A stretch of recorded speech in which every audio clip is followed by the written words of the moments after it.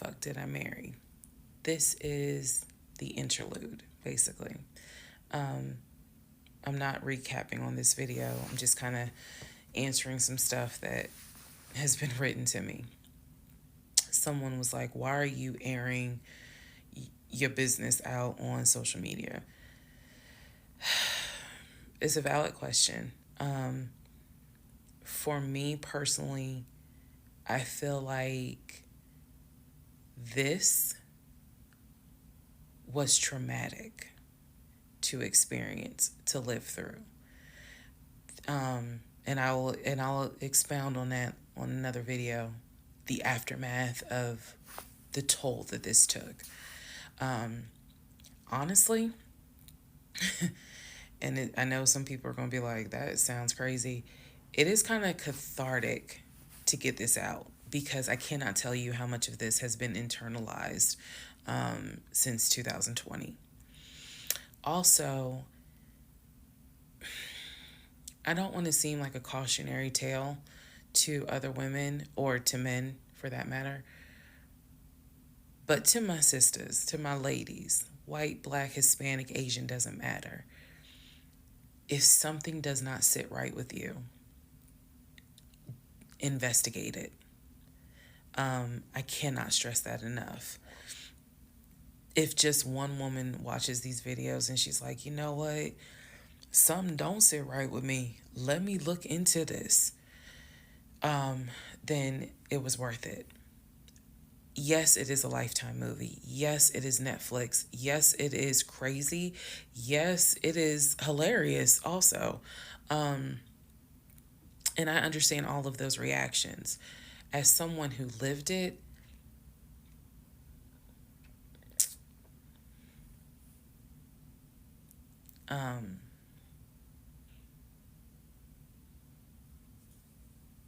it was traumatic. But I feel like, God, it feels good to finally admit what the fuck I went through. And again, by the time this is uploaded, I'm only to January of 2021, right after getting married. So when I think back on it, there's things that I'm very, very grateful for. There are things that I'm just like, why? Why did you not pay attention? Why did you not question? And the sad part is, I can't even begin to tell you. I don't remember the woman I was before I met that man. I don't remember. Because going through something like that, it changes you. And I've seen some women in the comments who were like, I was married to a habitual liar. I was married to a pathological liar. My baby daddy's a pathological liar. And my heart goes out to them because until you have dealt with someone so depraved, you really don't quite know how bad it can get. So I'm fully aware that this was a risk, putting this out on social media, telling my story, my truth, and really kind of being like, look, this is what I went through. I made dumb decisions. I overlooked things I should not have overlooked. I argued away things I should not have argued away. I can pinpoint exactly the moment I should have left. I still feel like God is sitting on the throne and he's like, I never planned for your monkey ass to marry him. I never even planned for you to go out and date with him. That's why I blew your tire. But you hard-headed and you went anyway. And then I tried to go ahead and show you signs. You ignored them. Like, I feel like God did everything to help me as his child be like, this is not who I created to be your helpmate. And I was like, God, you taking too long. I want to get married. You taking too long. I want to have a family. You taking too long. And these are the consequences that I am paying for basically telling God, you took too long. And I feel like God's grace is sufficient. It is. But at the same time, and I'm not perfect. I mean, not perfect at all. None of us are. But I do feel like when I sit back and I replay the events that happened, I truly cannot believe that was my story. Because all I wanted was to meet a guy, for him to be my best friend, for us to get married, have a family. I wanted someone I could make fun of his big old forehead and he make fun of my nappy head and all my wigs, and yet he was my ride or die. I wanted someone that I could be like, man, help me with these kids, and he helped me with the kids. We had a nice home. We were comfortable. That is what I wanted. And I've said this before, and I say it again. I truly thought, I truly hoped it was my turn. You see the women who are, so happy and, they're in these loving marriages and life just looks good. I really, really wanted it to be my turn. And so I excused away a lot of stuff that I hope the next woman who sees this does not excuse, because I don't wish this on anybody. I don't wish this on anyone, to feel the way I felt the moment I discovered the whole truth. So I just wanted to say that, because I think it's important to try to answer the why is she posting this? Honestly, I was tired of holding it in. I was tired of holding it in. And I hope it helps somebody. Okay, let's all take a deep breath. Let's all get some sleep. If you don't have anything to do and you just want to wish me a happy birthday, wish me a happy birthday tomorrow, February 15th. Shout out to Team Aquarius. Good night, y'all. Part 17. Who the fuck did I marry? So, for context and just to clarify some stuff, going forward, I'm going to now call my ex-husband, I'm going to use the name that I call him in real life. So that way it clears up the whole fiance, boyfriend, husband, ex-husband thing. So, his name is Legion. Anyone that knows me will tell you that is what I call him. So, Legion and I, when I left off at part 16, part 15, Legion and I got married January 5th of 2021. For the first 2 weeks, things were fine. We got into like a routine, basically. I would go to work, he would go to work. He was still leaving the house at around 6:15 every morning. He was still on the phone with his brother, the one that lived in Philly, every morning. That was their time to talk. From what I was told, the brother got off work. I guess he must have worked the third shift. And so he was getting off work as Legion was getting ready to go to work. So that was the perfect time for them to talk. He would talk to his brother in Baltimore and the brother in Augusta. Pretty much, just a quick phone call here and there, if not every day, every other day. So everything was pretty much the same. I would talk to my mom almost every day. I would talk to my aunt almost every day. So it was nothing to kind of, that's weird. That's what the morning routine was. He would talk. So I worked at Georgia State Patrol. And I said this in a previous video, but again, there were things I said in previous videos that I remember saying, hey, remember that, because it's going to come back later. So I worked at Georgia State Patrol. I had been working there for almost 8 years, 7 or 8 years by the time Legion got into the picture. He was fine with the fact that I worked within law enforcement. I'm not a trooper. I'm not a sworn officer. I'm a civilian. However, again, his dad was a retired police officer. So he was perfectly fine in the beginning with the fact that I worked for Georgia State Patrol. He had been to my office before. He had met some of my co-workers. Obviously, even with COVID, because I still had to go into the office 2 or 3 days a week, he had been up there. So the friend who took me to the hospital when I had my miscarriage has met him.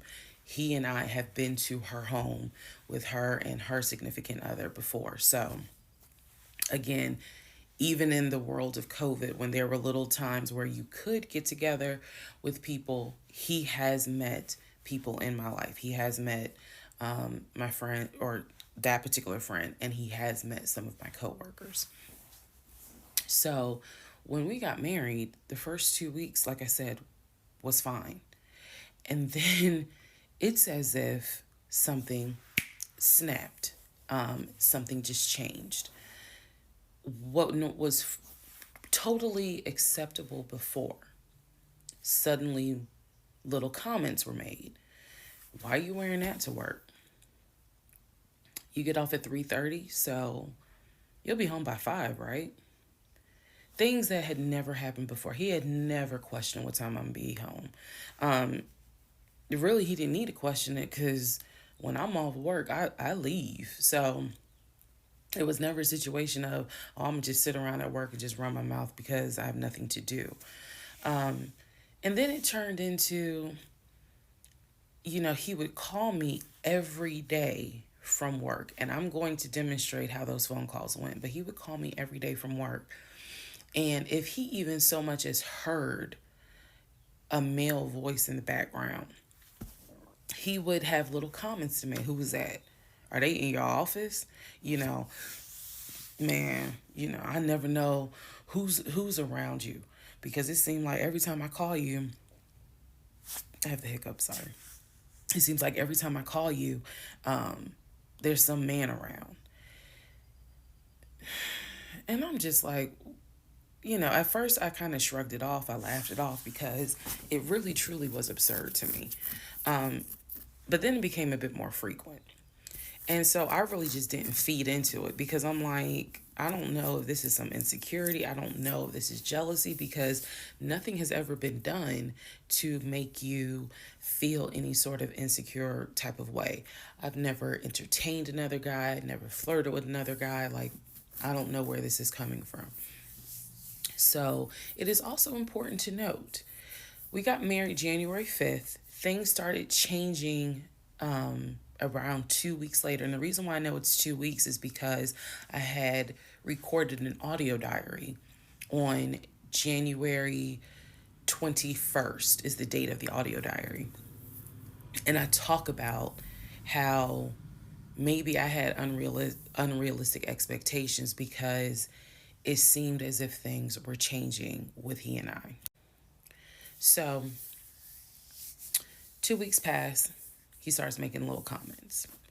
End of January comes, he informs me that he wants to start looking for a house again. I had no real desire to go through that process. So what he decides is that he's going to look for a house for us using his friend, the realtor, the one I did not meet. So he tells me that he and his friend have been talking, and he's going to start looking at houses. And what he's going to do is basically, if he feels like it's a house I would like, then he wants to show it to me, because he feels like, I know that your attitude really isn't, you're in the mood to look for a house. So I'm going to start looking. And then if I think it's a great house, then, you can come see it. And I remember thinking, that's not going to work. You're not going to choose a house without me. And he was like, no, I'm not going to choose the house, but I just think that, me and old boy have been talking. And so he has some houses that he is representing. He wants to show me. So why don't you let me look at it? And if it's worth the time, then I'll bring you to look at it. So he already had some sort of plan in place after talking to his friend about how he's going to start looking at houses. This is the end of January 2021. So I kind of threw my hands in the air and was just like, whatever, because I'm not getting emotionally involved in looking at houses. And for me, that's kind of what it was. I felt like I would see a house, I could picture us living there, and then it gets snatched away somehow, some way. I didn't want to go through that. So the reaction that he wanted, which was for me to throw a fit, I did not do. I was just like, okay, all right, like I trust you. And remember that I said the reaction he wanted because that's going to come back later. So he started looking at houses. Funny enough, the houses that he looked at, none of them I actually saw. But he would call me and say, I'm at this house in Sandy Springs with the realtor friend. Apparently his realtor friend's name was Scott, not to be confused with the other Scott, the one that was actually helping us, that dropped us as clients. I want to make that clear. There were two Scotts. One is the realtor who was representing us, who said, hey, I need proof of funds. If you don't have those proof of funds, I cannot show you any more houses. The other Scott is his friend, who he had talked to on the phone at least 50 to 100 times in front of me. That's the Scott that he said is going to show me this house in Sandy Springs. Apparently the house was like $800,000. So he was like, I think that if I like the house, then I'm gonna bring you out here so you can see it. All right. Now let's go into part 18. Okay, part 18. Who the fuck did I marry? So he starts looking at houses in Sandy Springs, Alpharetta area with his friend Scott. I did not see any of these houses. I did not go. I didn't want to go. So what was starting to change is, remember I said before, he would leave the house every day at around 6:15. He would be home every day between 3:30 and 4 o'clock without fail. It was so, I shouldn't say it was annoying, but I could set my clock by the fact that I would hear that garage door open between 3:30 and 4 o'clock every day that he went to work. Even during lockdown, he still had to go to work.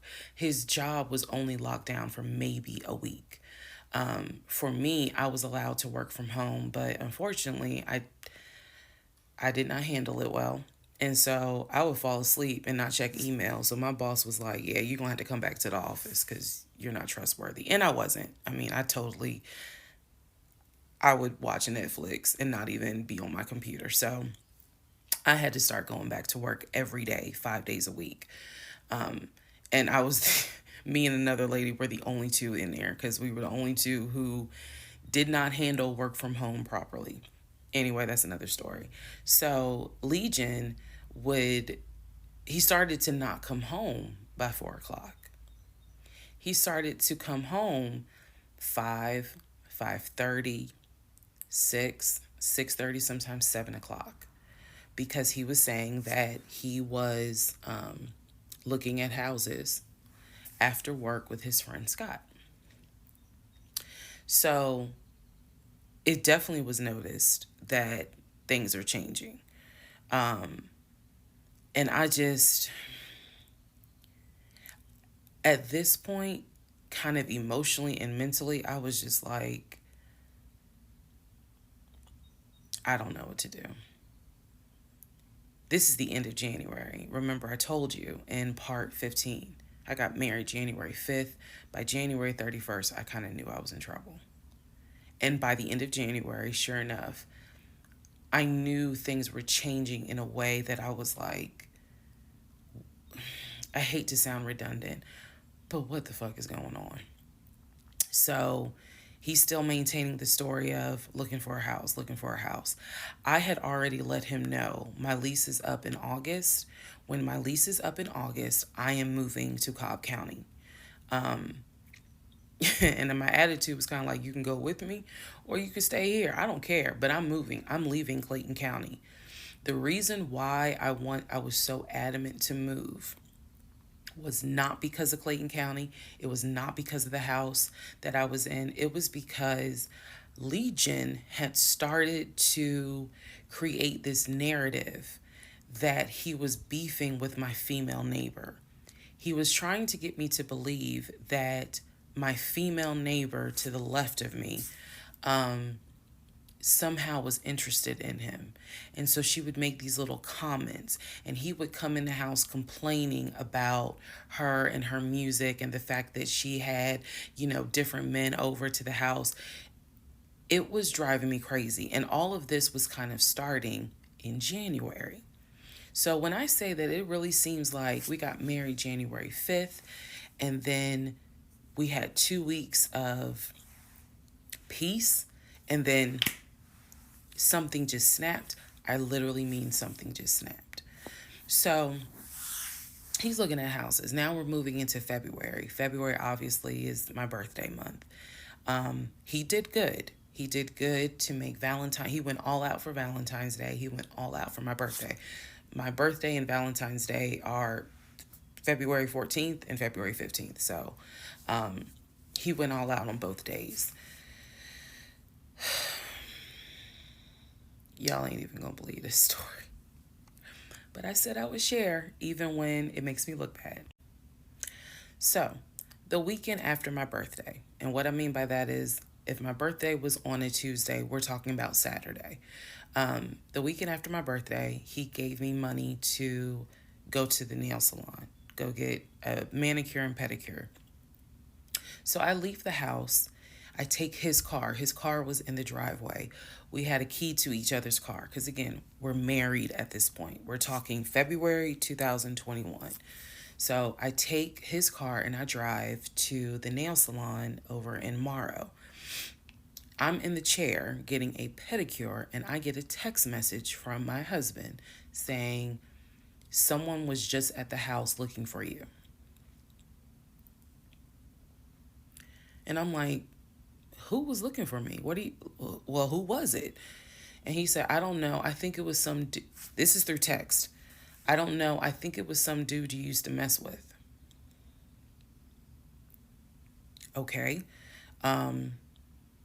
I was like, what are you talking about? He was like, I'm telling you, some guy just came to the house looking for you.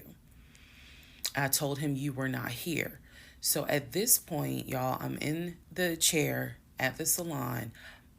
I'm freaking out because I'm like, who the fuck has the audacity to come to my home unannounced, uninvited, talking about they're looking for me? Especially because before I met my husband, I was working the last shift at Amazon as a part-time job. So I had not dealt with, dated anything with anyone for about a year before I met him in March of 2020. So I really was like, who the hell is this coming to my house? So I finished the pedicure. I head home. Once I get home, I'm like, what are you talking about? What happened? And so I'm frazzled in a way. And he's calm. He was like, yeah, it was a black Dodge Charger. They pulled into the driveway. They backed in. They backed in as if they had been here before. So clearly this was someone who's been to your house. He got out the car. He said, I opened the door and I went out there and I said, is there something I can help you with? And he said, the guy said, I'm looking for, and gave him my name. And he said, I'm sorry, she's not here. And he was like, oh, okay. All right then. And just got in the car and drove off. And I was like, my brain stopped working because I'm thinking, who the heck could this be? A Dodge Charger? I was like, are you sure that it wasn't law enforcement? Like, was it the sheriff's office trying to serve me with a lawsuit for a credit card I didn't pay? He was like, no, he was in regular clothes. He was like, and it was not a police car. It was on a marked unit, basically. And so I'm just like, who the heck could this be? And he was like, I know who it was. And I said, who? He was like, I think it was your ex. I said, what ex? He was like, the one that you had dated for 2 years. Remember back in like part 3, part 4, I told y'all he told me about his ex. I told him about mine. I thought we were being honest with each other. So now, fast forward to February 2021, and he's telling me, yeah, I think it was the ex that you had been dealing with for those 2 years before you met me. I said, so you think that he showed up to the house uninvited after 2 years?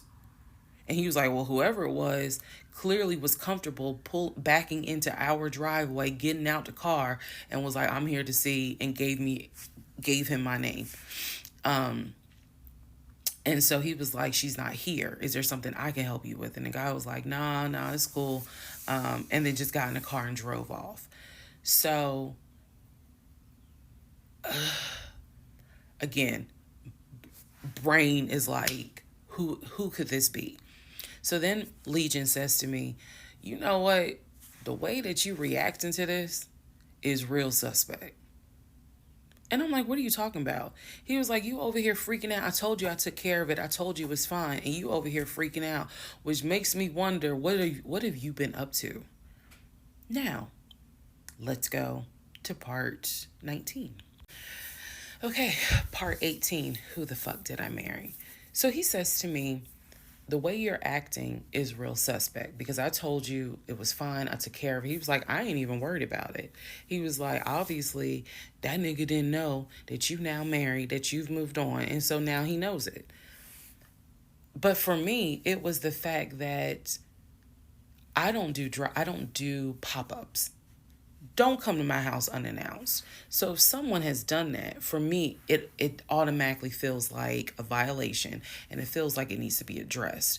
So it was not as simple as, I already took care of it, it's fine, let it go. Nah, we ain't letting nothing go, because you don't have my permission to show up to my house. And before this turns into something where I'm going to be on Fox 5 News, I need to address that with you, because that is not okay. So he didn't like the reaction I had to the story he told me, where someone basically disrespected my home. And he felt like my reaction was really suspect.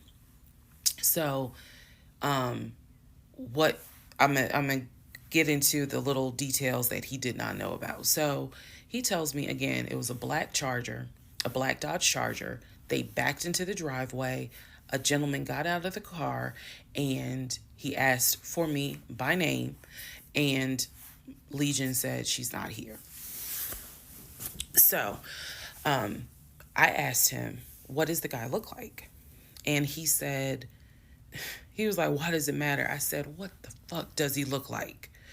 So Legion proceeds to give me the most generic description you can give. He was like, well, he was shorter than me. Ex-husband is about 6'3", 6'4". He was shorter than me. He was brown skinned. I said, did he have a hat on his head? Mind you, I understand that before marriage, I was a damn fool. I understand that. But every woman has that moment where you only gonna fool her but for so long. And eventually puzzles start coming together. For me, I felt like moving into marriage, certain things started coming together. So I said to him, did he have a hat on his head? He was like, nah, he ain't wear a hat. So in my mind, I am mentally going down a list of every possible man it could be. And it was only like 4 men. I had been in that house about 3 or 4 years at this point. So I knew all of the people, and I'm talking about from maintenance down to ex-boyfriends. It was a total of like 4 men. So when he said that it was a black Charger, I immediately was like, okay, I know that crosses out one. He said he was shorter than him. All of them were shorter than him. I said, did he have a hat on his head? He said no, that crossed out one because one in particular was a maintenance guy who always wore a hat on his head because he had like a bruise or something, and he was just self-conscious about it. So he always wore a hat. That leaves two. So I said, was he muscular or was he skinny? So Legion's getting all frustrated. I said, just answer the question. He was like, well, he was kind of in between. And I said, okay. He was in between. I said, so was he light skin or was he dark skin? He was like, I told you he was brown skin. I said, was he my complexion? He said, no, he was brown skin. That eliminates one. So now there's one left. And yes, the one left would have been the ex that I had dated for 2 years.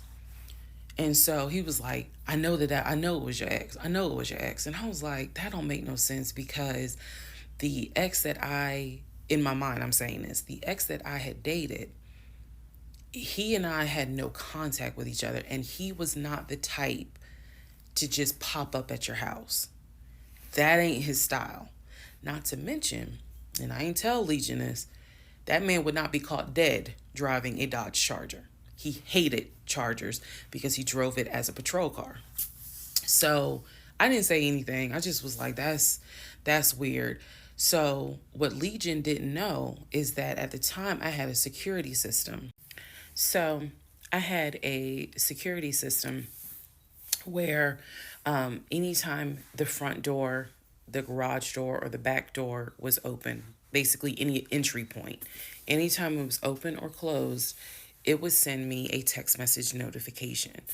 So when he's telling me all this, I'm looking at my phone and I see a notification where the front door was opened and it was shut all within the same minute. So for example, if it says front door open at 1 p.m., front door closed at 1 p.m. So whatever he did was within those 60 seconds.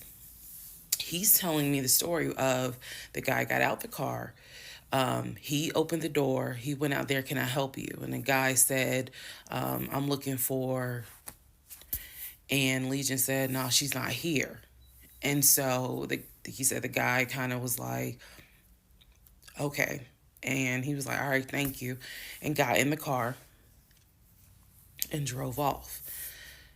Legion has also told me that he watched him drive out of the neighborhood, which means because of the way the house was set up, the townhouse, he would have still been outside watching this. I could be wrong, but something in me was like, that would take more than 60 seconds. So for the door to have been open and shut within the same 60 seconds, I was like, okay. So also what he didn't know, we didn't have a Ring door camera, but my neighbor did. And her Ring door camera caught my driveway. The view of the camera could see my driveway as well as her driveway. And so whoever was coming in the door, our driveways were right next to each other. And then on the other side of it was the grass. So it was a perfect view of my driveway. So she, I had texted her and I said, hey, were you home? I think I texted her the next day because I said, were you home on Saturday? Da, da, da, da. And she said, no, I wasn't. What's up? Everything good? And I said, can you look at your security system and see if there was a car that came to my house at such and such time? And I know I did not tell her the reason I was asking, but I was like, is there any way that your security camera caught if someone came to my house at this time on Saturday? She's like, yeah, sure, I'll look. And so maybe about a couple of hours later, she texted me back and said, hey, I looked at the camera, but I didn't see anything. And I said, okay, by any chance, did it catch if someone maybe walked up the driveway? Like maybe it wasn't a car in the driveway, but someone walked up. She said, I didn't see anything with your driveway yesterday. So I said, okay. And I knew that something in me again was like, nobody came to the house. So now here we are, a month and a half married. And now is when I'm like, the fuck did he make that up?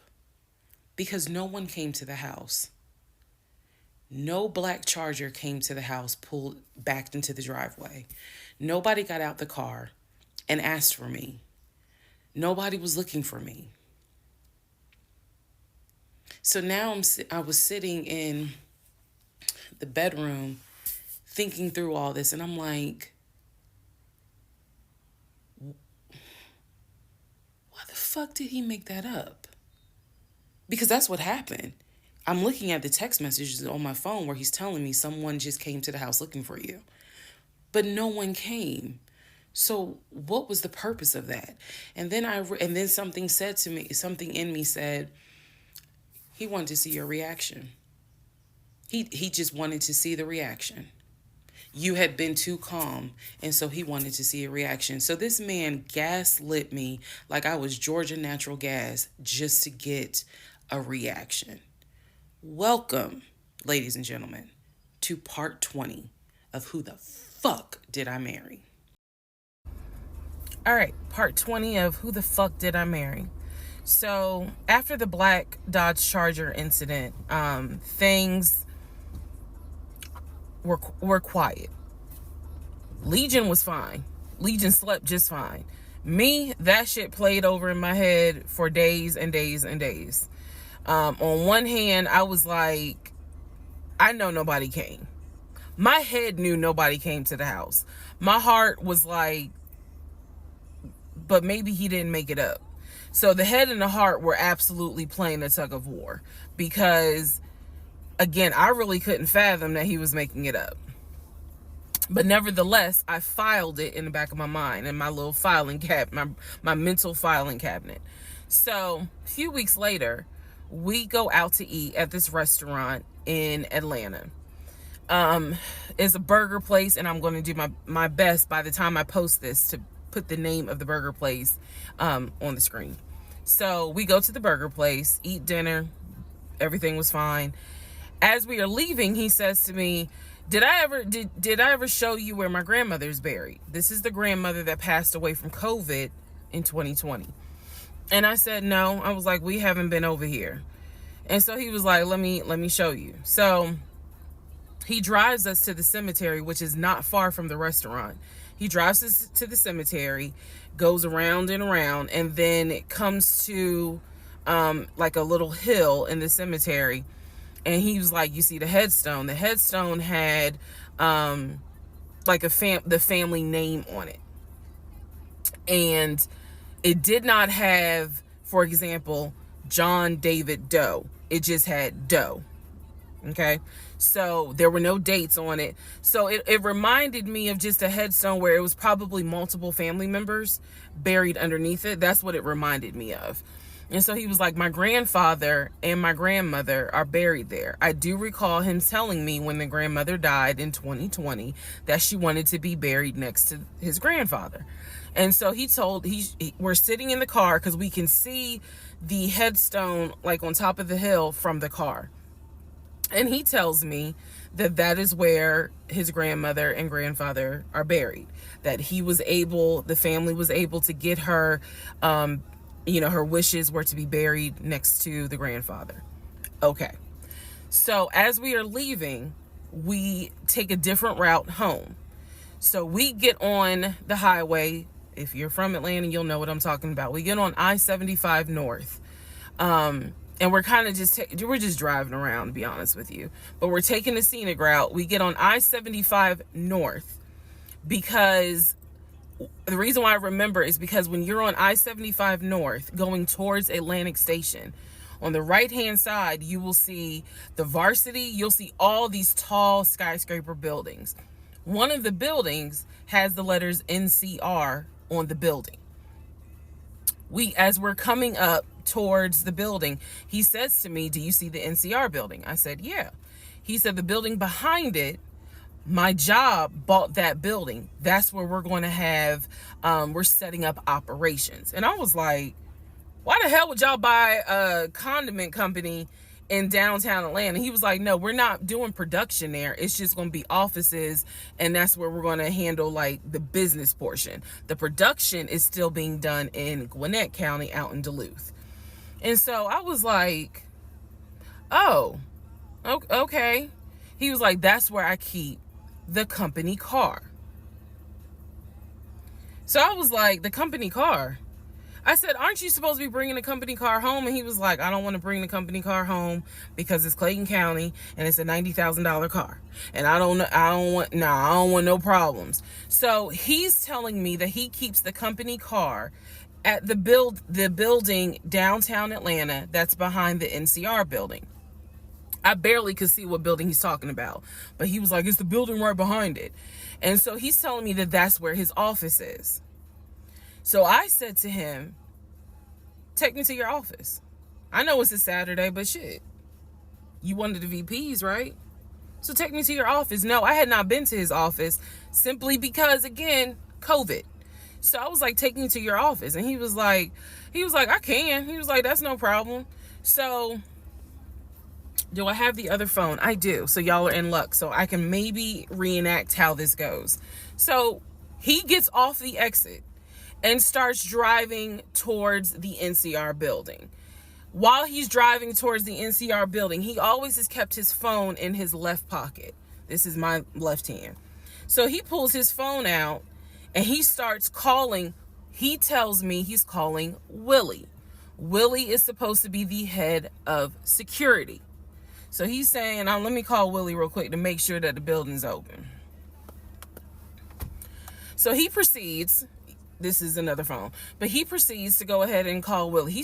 We're still driving, by the way. We're still driving. I'm on the phone, scrolling through Facebook, trying to figure out some random shit. But he's driving with the phone up to it. So driving with the phone. Next thing I hear, hey Willie, it's Legion. Hey, how's it going? I'm good. Hey, is the building open? No, I just want to take my wife up there so she can see it and see my office. Are you up there right now? You're not? Okay, is Mr. Justin working? Okay. So is there anybody up there that can physically open the building? Because I don't think my badge is going to get me at least in the front door because of it's on the weekend lock. Okay. Okay. All right, let me know. All right. Thank you, Willie. Bye. Y'all see how I did that? He's having this whole conversation while I'm sitting in a passenger seat. So then he gets off the phone and he says to me, Willie is not working and Justin apparently called out sick. So the building is locked and my badge won't get us in the front door. He was like, Willie's going to see if there's someone else that can open the front door so we can actually get in. He's like, my badge will get us on the floor, but it will not get us in the front door. No one ever called. So when he's getting off the highway, he basically turns onto Spring Street. Again, there's all kinds of shit I distinctly remember. He turns onto Spring Street so that he can then get on 75 South so we can go home. Never saw the office that day. But again, this is where he's saying that he keeps the company car. So when we get to part 21, I'll kind of go into detail about the whole company car a little bit more.